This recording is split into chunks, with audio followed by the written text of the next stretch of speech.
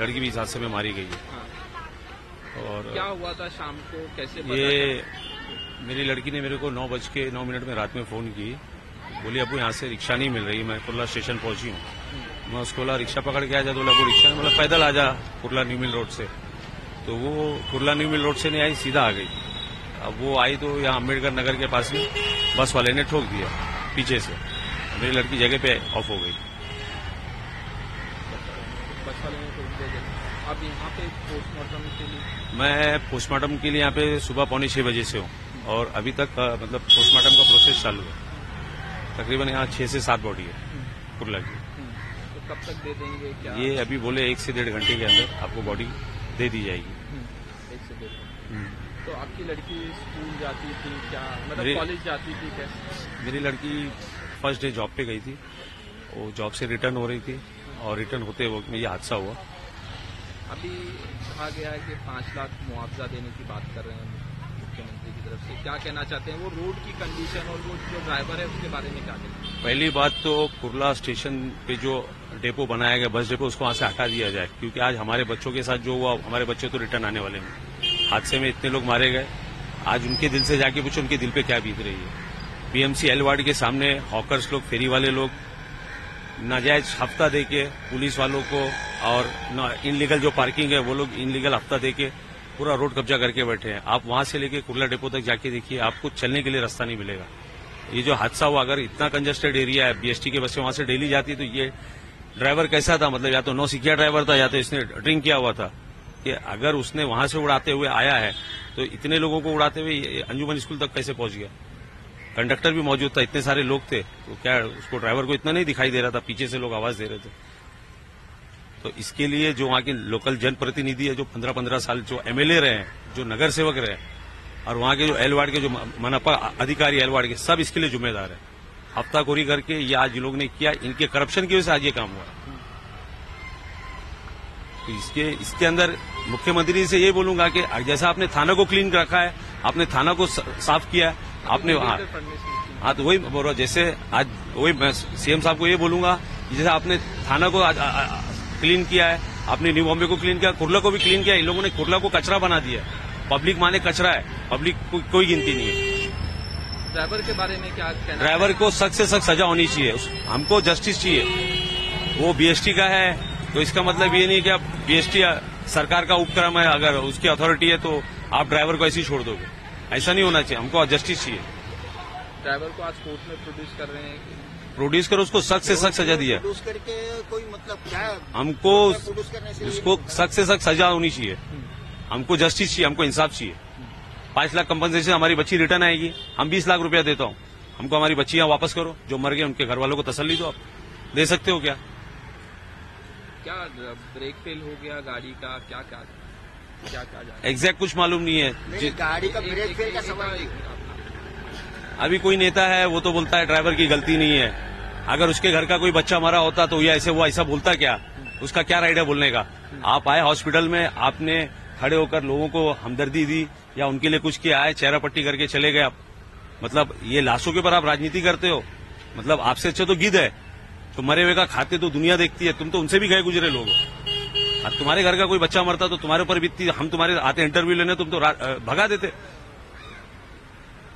हम लोगों को इंसाफ चाहिए, कुर्ला को सही करो, कुर्ला का जो कचरा है, उस करप्शन है, उसको हटाओ। अमित भाई, ये कुर्ला जो एक्सीडेंट हुआ बस का, उसमें आपके घर से कौन का इंतकाल?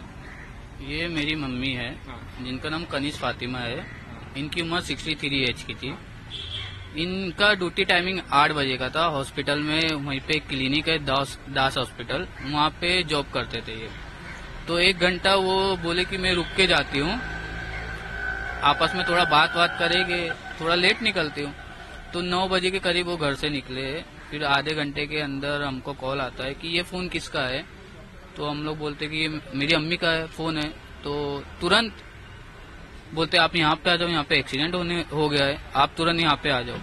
तो हम लोग जाके देखते तो वहाँ पे पूरी अफरा तफरी है, चिल्लम चिल्ला की आवाज आ रही है। देखे तो पूरा चीजें फैला हुआ है वहाँ पे, सब लोग सब अपने अपने लोग को ढूंढ रहे।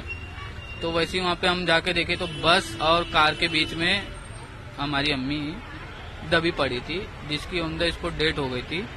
वहाँ से प्रशासन वाले, पुलिस वाले उनको बाबा हॉस्पिटल में लेके गए। बाबा हॉस्पिटल में लेके गए तो वहाँ पे उनको डेट डिक्लेयर किया गया। जब मैं देखा था तो मेरी मम्मी कान का, हाथ का, गले में चैन पहने थे। तो फिर उसके बाद आधे घंटे के बाद जाके मैं देखता हूँ उनके कान का मिसिंग रहता है, गले की चैन वगैरह है जो प्रशासन हमको रिटर्न कर देती है। अब सबसे पहले ये मुद्दे की बात ये कि इतना बड़ा हादसा रात में हुआ, ये चीज दिन में होता तो वहीं पे एक अंजुमन स्कूल है, वहाँ के बच्चे लोग का क्या होता। मैं समझ सकता हूँ कि मेरे पे क्या बीती है और जिसके साथ बीती है वही जान सकता है। अभी हाल ही में मैंने सुबह देखा हूँ, एक न्यूज में पता चला है कि जो ड्राइवर था वो 1 दिसंबर से ज्वाइनिंग हुआ था। एक दिसंबर से ज्वाइनिंग होने के बाद उनको उतनी ट्रेनिंग नहीं दी गई थी। अभी बेस्टी ने अपने बिजनेस को आगे बढ़ाने के लिए कॉन्ट्रैक्ट दे रही है। कॉन्ट्रैक्ट में जो नए नए बंदे लोग को ज्वाइन कर रहा है, जिसको ट्रेनिंग की सुविधा ही नहीं है। आप एक सोचने वाली बात है कि जब डिपो से बस निकलती है क्या उसका वेरिफिकेशन नहीं होता है? क्या बेस्टी वाले उसका वेरिफिकेशन नहीं करते, उसकी वेरीफाई नहीं करते? अभी सब इलेक्ट्रिक बस है, डिजिटल बस है, उसमें कुछ खराबी होने वाली है तो उसका सेंसर इंडिकेट होता है, तब पता नहीं चलता है। तो वो लापरवाही किसने किया? ये एक आदमी की गलती नहीं है। आप ना 50 मीटर के दायरे में वहाँ पे चौकी है, 50 मीटर के दायरे में एल वार्ड है, 100 मीटर के दायरे में ट्रैफिक पुलिस है। किसी की निगाह नहीं गए उतने रूट पे? अभी एक भी आपको देखेंगे ना, आप वेरीफाई कर लेना, एक भी स्पीड ब्रेकर नहीं है। क्यों नहीं है? आपको पता है स्टेशन के पास डिपो आपने बनाया है, कुरला जैसे जंक्शन है, वहाँ पे इतनी पब्लिक बल्क में आती है, उनकी सेफ्टी का कोई मायने नहीं है। उनके लिए सब आप लापरवाही। जब तक हादसा नहीं होगा, आप 5 लाख रुपए दे रहे ना, मैं 5 लाख रुपए आपको रिटर्न करता हूँ, आप उसको सुधारो। मैं बीएमसी से पूछना चाहता हूँ कि आपके सामने जो अनलीगल धंधे लगते हैं, पार्किंग लगते हैं, ये कैसे लगते हैं? किसी की जानकारी में नहीं है। सोचने वाली बात है। ये एक्सीडेंट अगर दिन के टाइम पे होता है, 1 बजे के टाइम पे होता है, कितने बच्चे होते, कितने मासूम छोटे छोटे बच्चे होते। मेरी मम्मी ये एज में भी काम करी, इतनी महंगाई में, क्योंकि घर पालना है हमको। मुंबई में कोई भी आम जिंदगी नहीं जी सकता है। किसी की लापरवाही की सजा किसी और को मिले तो ये तो प्रशासन की लापरवाही है। क्या कहना चाहते हैं ड्राइवर के बारे में? आज रशिया कोर्ट में प्रोड्यूस कर रहे हैं और बेस्ट के बारे में बाकी देखो, एक्चुअल में यहाँ का जो गवर्नमेंट का कानून है इंडिया का, एक्सीडेंटल में ना बेसिक कानून है, उनको 7 दिन 15 दिन में उनको जामीन मिल सकती है। मैं ये कहना चाहता हूँ कि सबसे पहले आप वो चीज पे ध्यान दो। पहले जब बेस्टी की ट्रेनिंग दी जाती थी, ड्राइवर लोग को 5 लोग 6 लोग की टीम बनाई जाती थी, उनको 1 महीना तक का ना उनको बस दे के सिखाया जाता था कि आपको कैसा चलना है, क्या चलना है। जब से ये डिजिटल गाड़ी आई है ईवी की, इसमें अगर आपके पास लाइसेंस है, आप अगर स्टीयरिंग पकड़ना जानते हो तो आपको जॉब पे रख लिया जाएगा। क्यों? इनको ट्रेनिंग नहीं दी जाती है क्या? मैं ये बोलना चाहता हूँ कि इतनी बड़ी, इतने लोग की जान का सवाल है, आप उनको ट्रेनिंग वगैरह नहीं देते। पहले बेस्टी का बैच मिलने के लिए एक एज होती थी। आदमी नॉर्मल ड्राइविंग लाइसेंस लेता था, लाइसेंस में कम से कम 3 साल चलाएगा तो उसको टीआर मिलता था। 5 साल चलाता है तो फिर वो ट्रांसफॉर्मर मतलब हेवी होता था, फिर उसके बाद बैच मिलता था। अभी आपके पास लाइसेंस है, 2 पैसा दे दो, आपको बैच मिल गया, कुछ पैसा देके आप जॉब पे लग सकते हो। आपकी अम्मी से कब बात हुई थी आखिरी बार? हम लोग की कुछ 7:30-8 बजे बात हुई थी, खाना वाना खा के वो 9 बजे तक का निकल गए थे। उसके बाद कॉल आने के बाद हम लोग को ये पता चला। आपकी उम्र कितनी थी? मेरी अम्मी की उम्र 63 की है। तो आपके घर में और कौन कौन?